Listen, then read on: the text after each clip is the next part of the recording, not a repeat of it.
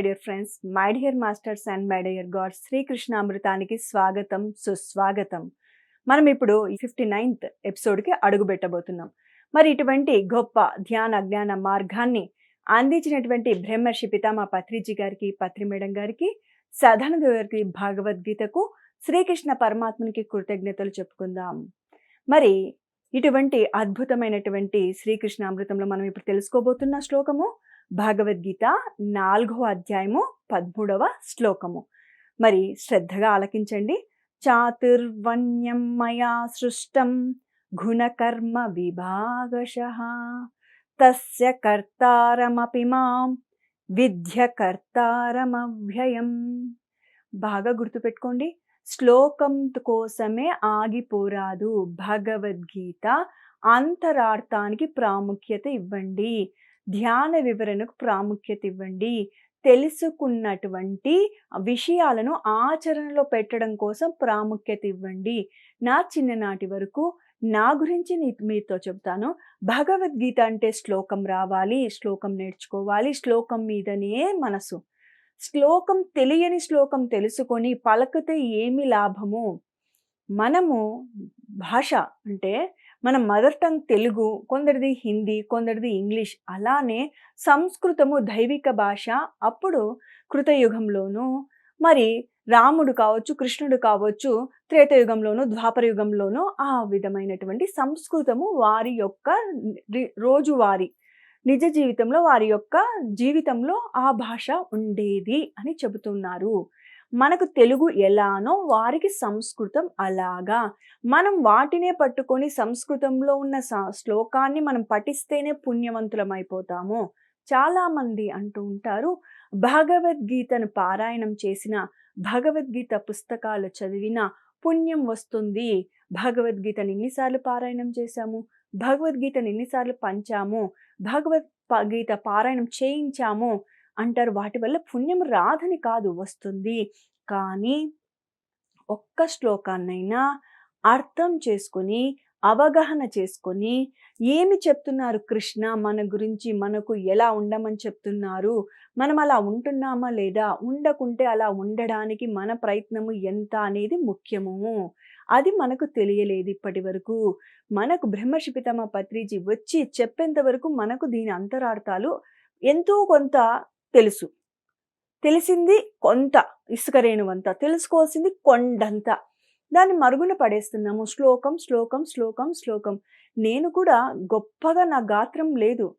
నేను శ్లోకం అంటే శంకులోనే పోస్తే తీర్థం అన్నట్టుగా మనందరికీ శ్లోకం పలుకుతేనే భగవద్గీతకు ఒక సార్థకత అంటారు. కాబట్టి నేను ఒక 2 నెలలు కష్టపడి శ్లోకాలు నేర్చుకున్నాను.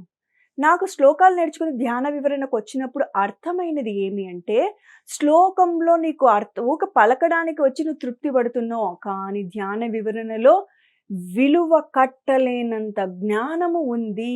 దాన్ని మనము పక్కన పెట్టేస్తున్నాము. మనము మూర్ఖులము కాకపోతే ఏమంటారు అనిపించింది నాకైతే. మరి ఇప్పుడు మీకు చదువుతాను, నిజమో కాదో మీరే తెలుసుకుందరు. ఇప్పుడు శ్లోకం పలికారు కదా, మరి మీకు ఎంత తృప్తి కలిగింది? ఇంకొకసారి కూడా మీకు పలికిస్తాను ఇప్పుడు శ్లోకాన్ని. మరి శ్లోకం పలకండి. తర్వాత నేను ధ్యాన వివరణ అంతా చెప్పాక మీకు అర్థమవుతుంది, అరే ఇది కదా మనం తెలుసుకోవాల్సింది, శ్లోకం కాడనే ఆగిపోతున్నాము అని అవగతమవుతుంది. శ్లోకాన్ని పక్కన పెట్టి ధ్యాన వివరణకు ప్రాముఖ్యత ఇవ్వండి. కృష్ణ పరమాత్మ ఏ విధంగా ఏ తాత్పర్యాన్ని బోధిస్తున్నాడు, దాని అంతరార్థమేమి, అది మనము ఎలా ఆకలింపు చేసుకోవాలి, ఎలా ఆచరించాలి అనేది మనము తెలుసుకోవాలి. మరి పలకండి. చాతుర్వర్ణ్యం మయా సృష్టం గుణకర్మ విభాగశః తస్య కర్తారమపి మాం విద్య కర్తారమవ్యయం.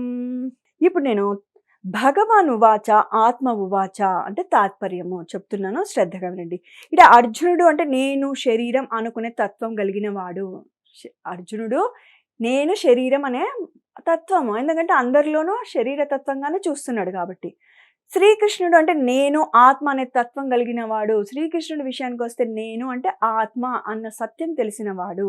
నేను అంటే ఏమి, ఆత్మ అని అర్థం చేసుకోవాలి.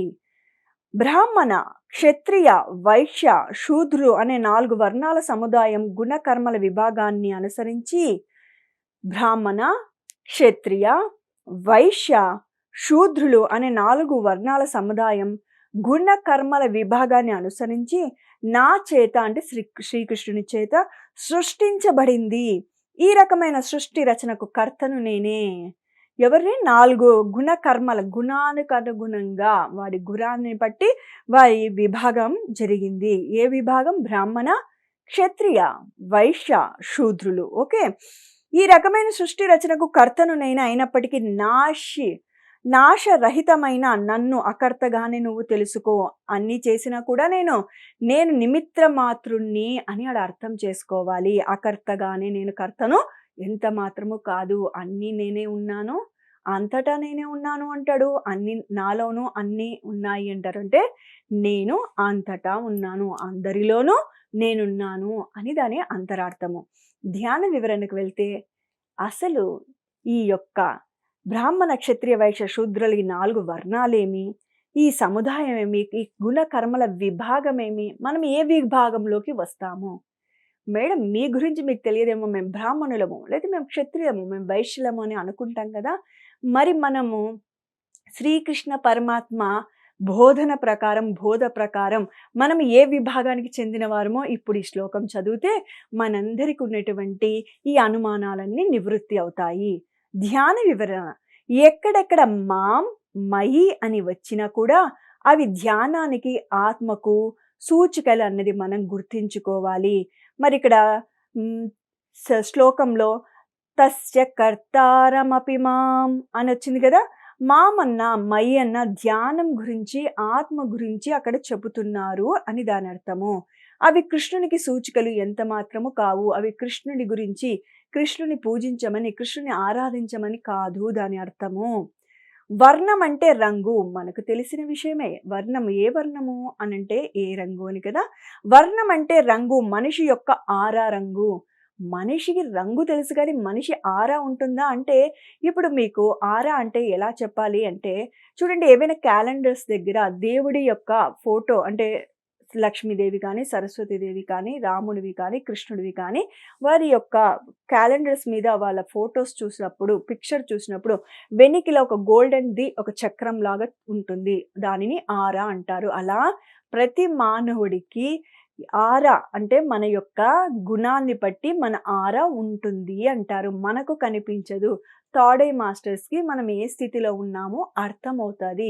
పత్రిజీ సారికి ఎవ్వరు తెలియనిటువంటి అనామకుడు వచ్చి, లేకపోతే అనామకురాలు వచ్చి మాట్లాడుతూ ఉంటే గురువుగారు దగ్గర కూర్చోపెట్టుకొని ఎన్నో రోజుల నుంచి పరిచయం ఉండేటట్లు మాట్లాడుతూ ఉంటే చాలామంది మాస్టర్స్కి అనుమానంగా ఉండేది. మనం ఇన్ని రోజుల నుంచి ఇక్కడనే ఉన్నాం, గురువుగారు మనల్ని ఎప్పుడు గుర్తించలేదు, మనము అటువంటి ప్రేమ అభిమానాన్ని పొందలేదు, ఎవ్వరు తెలియని అనామకుడితో అలా మాట్లాడుతున్నారంటే ఆయన థర్డ్ ఐ మాస్టర్ కాబట్టి, ఆయన త్రికాల జ్ఞాని కాబట్టి, వాళ్ళు ఎవరు, వాళ్ళు రేపొద్దున భవిష్యత్తులో ఎలాంటి ప్రచారం చేయబోతున్నారు, ఎంతమంది జ్ఞానులుగా తీర్చిదిద్దగలుగుతున్నారు, వారి యొక్క గుణాలేమి, వారి యొక్క ఆరా ఏమిని తెలిసినటువంటి మహానుభావులు, ఆత్మజ్ఞానం ఉన్నటువంటి బ్రహ్మర్షి పితామహ పత్రిజీ కావచ్చు, షిరిడి సాయినాథుడు కావచ్చు, సత్య సాయిబాబా కావచ్చు, రామన్న మహర్షి కావచ్చు, అలా చెప్పుకుంటూ పోతే వివేకానందుడు, యోగానంద, వీరి అందరూ మనిషిని చూసి వారి యొక్క వారి గుణానికి తగ్గ ఆరా వారికి అగుపిచ్చేది, కనిపించేది. అంటే అటువంటి శక్తివంతులు ధ్యానం చేస్తూ వారిలోకి వారు ప్రయాణం చేసి వారి యొక్క వాక్కు, చేష్ట ఒకేలాగా ఉన్నాయి కాబట్టి వారు ఎదుటి వ్యక్తి యొక్క గుణాన్ని, ఆరాని వారు గుర్తించగలిగేవారు. ఓకే, నెక్స్ట్ ముందుకు వెళ్ళిపోదామా.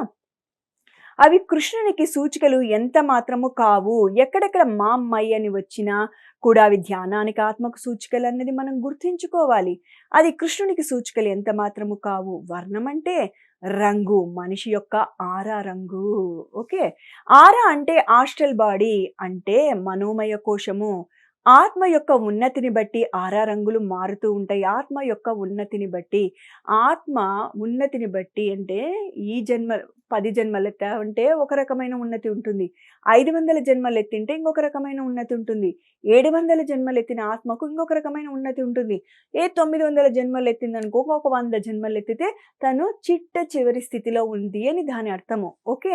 వర్ణం అంటే రంగు, మనిషి యొక్క ఆరా రంగు. ఆత్మ యొక్క ఉన్నతిని బట్టి ఆరా రంగులు మారుతూ ఉంటాయి. అంటే ఆత్మ జన్మలు పొందుతూ పొందుతూ అనుభవాలు పొందుతూ పొందుతూ తన ఆరాలో మార్పులు చేకూర్చుకుంటూ వస్తుంది. మన పిల్లల స్కూల్‌కి అంటే నర్సరీ, కిండర్ గార్డెన్ నుంచి తర్వాత హై స్కూలు, తర్వాత ప్రైమరీ స్కూలు, హై స్కూలు, తర్వాత ఇంటర్, డిగ్రీ, పీజీ, పీహెచ్‌డీ ఎలా వారి యొక్క వాక్కులో, చేష్టలో, ప్రవర్తనలో ఎంత మెచ్యూరిటీ వస్తుందో మానవుడు కూడా అనేక జన్మలు ఎత్తగా ఎత్తగా ఎత్తగా ఎత్తగా ఆ మానవుడిలో ఆరాలో, గుణాలలో మార్పు, గుణాన్ని బట్టి ఆరాలో మార్పు వస్తుంది అని దాని యొక్క అంతరార్థము. ఓకే. ఆరా అంటే ఆస్ట్రల్ బాడీ అంటే మనోమయ కోశం. ఆత్మ యొక్క ఉన్నతిని బట్టి ఆరా రంగులు మారుతూ ఉంటాయి. మనసు క్రోధంగా ఉందనుకోండి, ఎప్పుడు ప్రతిదానికి క్రోధం అంటే చెప్పుకున్నాం కదా, కోపం పరాకాష్ఠలో ఉంటది. ప్రతి చిన్నదానికి విరుచుకు పడుతూ ఉంటారు, ఇసిరి వేస్తూ ఉంటారు. ఎవరు స్నేహితుడు మాట్లాడినా అసలు తన జీవితంలో ప్రశాంతంగా ఉండినేది వేళ్ళ మీద లెక్కించొచ్చు అని సరదాగా కొంతమంది చెబుతూ ఉంటారు. ప్రతిదానికి క్రోధం పడడం, తను అనుకున్నది నెరవేరకపోయినా, పొందకపోయినా విపరీతమైన కోపానికి ప్రదర్శిస్తూ ఉండడం క్రోధం అంటే. ఓకే. ఆత్మ యొక్క ఉన్నతిని బట్టి ఆరా రంగులు మారుతూ ఉంటాయి. మనస్సు క్రోధంగా ఉన్నప్పుడు ఆరా నల్లటి ఎర్ర రంగు భూయిష్టమవుతుంది. ఇప్పుడు ఆ వ్యక్తిని ఎర్ర రంగు ఎలా ఉంటుంది? క్రోధంగా ఉన్నవాడి యొక్క ఆరా అంటే ఆరా నల్లటి ఎర్ర రంగు భూయిష్టం అవుతుంది. రెడ్‌గా కాకుండా బ్లాక్ రెడ్‌గా ఉంటుంది చూడండి. మెరూన్‌ల కన్నా ఇంకా బ్లాక్‌గా ఆ రంగులో ఉంటుంది. ఎవరికి? క్రోధంతో ఉండేవారు. కోపంతో రుసరుసలాడుతూ, నొసలు చిట్లిస్తూ, ప్రతిదానికి పళ్ళు కొరుకుతూ, ప్రతిదానికి తను అనుకున్నది నెరవేరకపోతే తన సహనాన్ని కోల్పోతూ విపరీతంగా విడుచుకు పడుతున్న వాడి యొక్క ఆరా ఎలా ఉంటుందయ్యా అంటే మరి నల్లటి ఎర్ర రంగు భూయిష్టంగా ఉంటుంది. మరి మనసు లేకిగా ఉన్నప్పుడు నల్లటి ఆకుపచ్చ రంగు కలిగి ఉంటుంది. లేకిగా అంటే పిసినారితనము. తనకున్నది తనే తినాలి, తనే ఉండాలి. తన వాళ్ళు తప్ప ఎవ్వరు అనుభవించడానికి ఇష్టపడరు. ఒక గ్లాస్ మంచినీళ్ళు ఇవ్వడానికి కూడా ఇష్టపడరు. ఆ గ్లాస్ ఎక్కడ కరిగిపోతుందన్నంతగా చెప్పుకోవచ్చు. మరి అలాంటి లేఖితనం ఉన్న వాడి రంగు ఎలా ఉంటుందంటే నల్లటి ఆకుపచ్చ రంగు కలిగి ఉంటుంది. వాడి గుణాన్ని బట్టి వాడి ఆరా, శ్రీమూర్తి కావచ్చు, పురుషుడు కావచ్చు, వారి యొక్క ఆరా అలా ఉంటుంది అని ఇక్కడ వివరించడం జరిగింది. ఈ రంగులకు శూద్ర వర్ణంగా, తమో గుణంగా అభివర్ణిస్తారు. క్రోధం కలిగి ఉన్న, లేఖితనం కలిగి ఉన్న తమో గుణానికి ప్రతీక శూద్రవర్ణం. మనము పుట్టిన కులం కాదు, మతం కాదు, మన గుణాన్ని బట్టి శ్రీకృష్ణ పరమాత్మ దానికి మనకు ఈ విధంగా నిర్ణయించబడుతుంది అని చెప్తున్నాడు. శూద్రవర్ణం బ్రాహ్మణ, క్షత్రియ, వైశ్య, శూద్రులు ఇవన్నీ వర్ణాలు. మనం ఏమనుకుంటున్నాం, నేను బ్రాహ్మణ కుటుంబంలో పుట్టాను, ఉన్నతోన్నతమైన కులంలో పుట్టాను, నేను వైశ్యుణ్ణి, గొప్పవాడిని, గొప్ప కులంలో పుట్టాను అనుకుంటున్నాము. మన గుణాన్ని బట్టి మన ఆరా ఉంటుంది. ఆరాన్ని బట్టి మన వర్ణం నిర్ణయించబడింది. వర్ణము అంటే మరి శూద్ర వర్ణంగా ఏ విధంగా? క్రోధంతో ఉన్నా, లేఖితనంతో ఉన్న వారి ఆరాని బట్టి ఏమైంది? వాడి యొక్క ఆ వర్ణము అంటే ఆరా ఏర్పడింది. గుణాన్ని బట్టి తమో గుణం, తమో గుణాన్ని బట్టి ఏమేర్పడింది? ఆరా ఏర్పడింది. ఆరా ఏర్పడడానికి కారణము వాడి యొక్క చేష్టలు. ఓకే. గ్రుడ్డిగా నేనే సత్యం అని వాదిస్తున్నాడు. నల్లటి ఆరెంజ్ రంగు కలిగి ఉంటుంది. కొంతమంది చూడండి, ఎన్ని చెప్పినా ఒప్పుకోరు. వారు పట్టిన కుందేలుకు 3 కాళ్ళు అని అంటారు. రావణాసుడికి తన భార్య చెప్పింది, తన తమ్ముడు చెప్తాడు కదా, అన్న తప్పు చేస్తున్నావు, నువ్వు చెయ్యడం ఇలాంటిది సరికాదు అనేసి చెప్తాడు.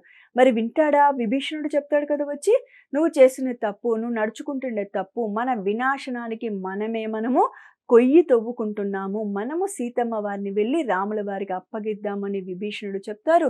రావణాసుడు సతీమణి చెబుతుంది, వింటాడా? వినలేదు. తన అహంకారం నేను గొప్పవాణ్ణి, నేను శక్తివంతుణ్ణి, నేను ఎవరినైనా జయించగలుగుతాను. అప్పటికే తను 26 మంది మునుల, ఋషుల భార్యల్ని బలవంతంగా భోగించింటాడు. వాడు చేసిన సాధన అంతా కంప్లీట్ అయిపోయింది. ఇప్పుడు పుట్టేది ఏ పాపమైనా, ముట్టిన పాపమైనా తనకు ఉరితాడు అవుతుందని తనకు తెలియకపోవడమే, జ్ఞానం లేకపోవడమే. చేసిన పుణ్యమంతా కరిగిపోయింది. పాపం పరాకాష్ఠకు చేరుకోయింది. ఆ విధంగా మనం ముందుకు వెళ్ళిపోదామా? గుడ్డిగా నేనే సత్యం అని వాదిస్తున్నప్పుడు నల్లటి ఆరెంజ్ రంగు కలిగి ఉంటుంది. ప్రాపంచికంగా చూసుకుంటే చూడండి, నిన్న మొన్నటిలో ఢిల్లీలో ఒక బాంబు పేలింది. నా కుటుంబ సభ్యుల్ని మీరు చంపారు, మా యొక్క దేశంలోకి వచ్చి మా వాళ్ళని చంపారు బాంబు పెట్టి. పహల్గామ్ ఘటన తర్వాత మనము జరిగినటువంటి అటాక్ వాళ్ళ బంధువులందరూ సర్వనాశనమైనారు అనేసి ఆ కోపంతో మన దేశంలో ఎక్కడ పడితే అక్కడ బాంబులు పెట్టాలి అనుకున్నారు. మరి మూర్ఖత్వమే కదా. వారు చేసినది మొదలు ఎవరు ఈ దుష్కర్మలకు మొదలు పెట్టారు అనే జ్ఞానము వారికి లేకపోవడము. భారతదేశం వచ్చి నా వారిని చంపలేదు, నా దేశానికి భారతదేశానికి నా వాళ్ళు వెళ్ళి వారి యొక్క ప్రజలను, అమాయక ప్రజలను, నీకు ఆర్మీతో కోపం ఉంటే, ఆర్మీ వాళ్ళతో కోపం ఉంటే ఒక సైన్యంకి ఒక డిక్లరేషన్ ఇచ్చి మేము యుద్ధానికి వస్తున్నాము అని చెప్పి సంసిద్ధం 2 దేశాలు అయ్యి యుద్ధం చేయడము యుద్ధ నీతి. అలా కాకుండా దొంగచాటున వచ్చి అమాయక ప్రజలు ఆనందంగా హాయిగా సేద తీరుతున్న సమయంలో ఏమీ తెలియని అమాయకులముకును చంపివేసి మరీ అదే కక్ష కార్పణ్యాలు పెంచుకుంటూ మరి ఎక్కడ పడితే అక్కడ బాంబులు పెట్టాలని వస్తే దానిని ఏమంటారు? మూర్ఖత్వం. అవునంటారా కాదంటారా? వారు పట్టిన కుందేలకు 3 కాళ్ళు, అవునంటారా కాదంటారా? మరి ఎక్కడికి పోతుంది ఈ మూర్ఖత్వము, అజ్ఞానం? అంటే వాళ్ళని వాళ్ళు వినాశనం చేసుకుంటారు తప్పనిచ్చి ఇంకొకటి ఏదీ జరగదు. ఓకే. గ్రుడ్డిగా నేనే సత్యం అని వాదిస్తున్నప్పుడు నల్లటి ఆరెంజ్ రంగు కలిగి ఉంటుంది. ఈ రంగును నల్లటి ఆకుపచ్చ రంగును, ఇంతేకాకుండా ఏముంటుంది? నల్లటి ఆరెంజ్ కానీ నల్లటి ఆకుపచ్చ రంగును కలిగి ఉంటుంది. అంటే ఆ మనిషి యొక్క ఆరా ఆ రంగుని కలిగి ఉంటుంది. వాడి గుణానుగుణంగా ఆరా రంగు ఉంటుంది. ఆరా రంగు తగినట్టుగానే వర్ణాన్ని నిర్ణయించబడి ఉంటుంది. గుణం పట్టి ఆరా, ఆరాని బట్టి వర్ణము నిర్ణయించబడి ఉంటుంది అని దాని అర్థము. ఓకే. సింపుల్, ఏం లేదు. గుణం అంటే నువ్వు యొక్క చేష్టలు, దీన్ని బట్టి నీ యొక్క రంగు అలా ఉంటుంది, నీ ఎన్నికలో ఉండే ఆరా అలా ఉంటుంది. ఆ ఆరాని బట్టి నువ్వు ఆ యొక్క వర్ణానికి సంబంధించిన వాడివి అని దాని అర్థము. ఓకే. వర్ణము అంటే బ్రాహ్మణ వర్ణమ, క్షత్రియన, వైశ్యన, శూద్రుల అని అక్కడ మనము తెలుసుకోవాలి. మరి పైన తెలుసుకున్నాం కదా, ఏమని తెలుసుకున్నాము?